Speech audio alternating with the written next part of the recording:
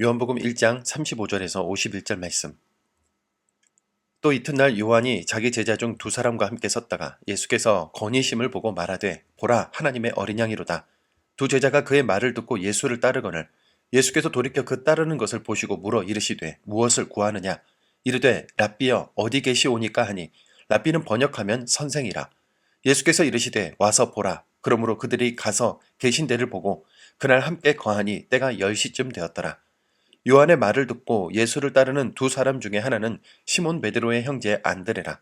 그가 먼저 자기의 형제 시몬을 찾아 말하되 우리가 메시아를 만났다 하고, 메시아는 번역하면 그리스도라. 데리고 예수께로 오니 예수께서 보시고 이르시되 내가 요한의 아들 시몬이니 장차 게바라 하리라 하시니라. 게바는 번역하면 베드로라. 이튿날 예수께서 갈릴리로 나가려 하시다가 빌립을 만나 이르시되 나를 따르라 하시니, 빌립은 안드레와 베드로와 한 동네 베세다 사람이라. 빌립이 나다나엘을 찾아 이르되 모세가 율법에 기록하였고 여러 선지자가 기록한 그 일을 우리가 만났으니 요셉의 아들 나사렛 예수니라. 나다나엘이 이르되 나사렛에서 무슨 선한 것이 날 수 있느냐. 빌립이 이르되 와서 보라 하니라. 예수께서 나다나엘이 자기에게 오는 것을 보시고 그를 가리켜 이르시되 보라 이는 참으로 이스라엘 사람이라. 그 속에 간사한 것이 없도다. 나다나엘이 이르되 어떻게 나를 아시나이까. 예수께서 대답하여 이르시되 빌립이 너를 부르기 전에 네가 무화과 나무 아래에 있을 때에 보았노라. 나다나엘이 대답하되 랍비여 당신은 하나님의 아들이시요 당신은 이스라엘의 임금이로소이다. 예수께서 대답하여 이르시되 내가 너를 무화과 나무 아래에서 보았다 함으로 믿느냐. 이보다 더 큰 일을 보리라. 또 이르시되 진실로 진실로 너희에게 이르노니 하늘이 열리고 하나님의 사자들이 인자 위에 오르락 내리락 하는 것을 보리라 하시니라. 아멘. 오늘날 현대인들은 끊임없이 무언가를 갈구하며 살아갑니다. 더 높은 연봉, 더 안락한 집, 더 멋진 커리어, 혹은 타인의 인정과 사랑 같은 것 말입니다. 그러나 우리가 갈망하는 그 모든 것들을 다 얻었다고 가정했을 때 우리 영혼은 정말로 만족하다고 할 수 있을까요? 오늘 본문은 세례 요한의 제자였던 두 사람이 예수를 따르기 시작하는 장면으로 시작됩니다. 주님은 그들을 향해 첫 질문을 던지십니다. 무엇을 구하느냐?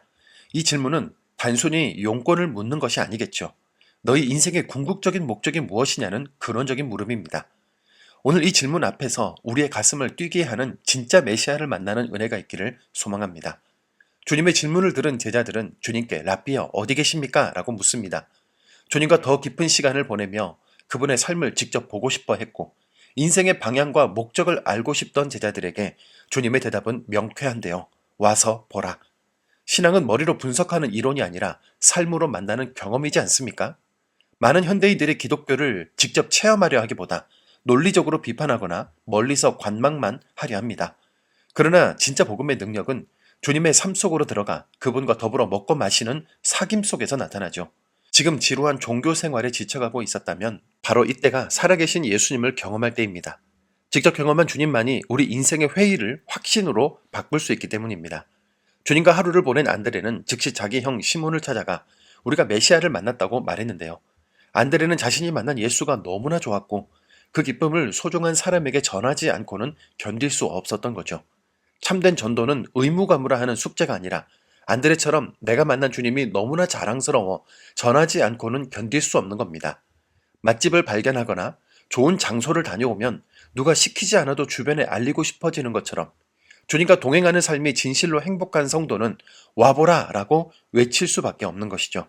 주님은 시몬을 보자마자 내가 장차 게바가 되리라고 선포하셨고, 또한 나사렛이라는 동네에 대한 선입견으로 마음을 닫았던 나다나엘을 향해서는 내가 무화과 나무 아래 있을 때에 보았노라고 말씀하셨는데요.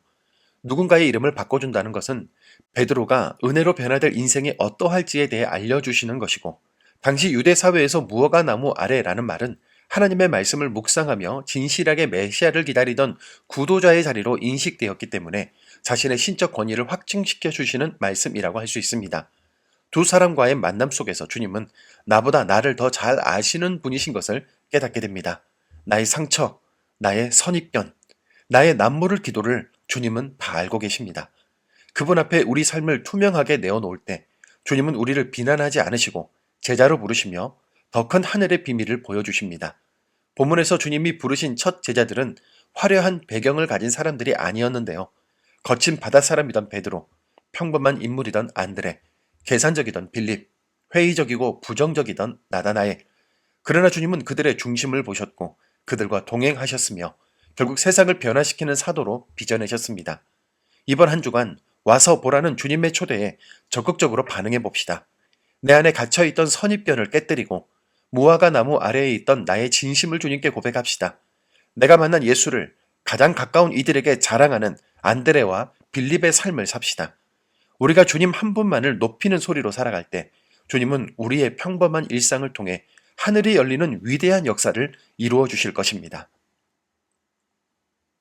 인생의 진정한 주인이 되시는 하나님 아버지, 오늘 첫 제자들을 부르시는 주님의 세밀한 음성을 듣게 하시니 감사합니다.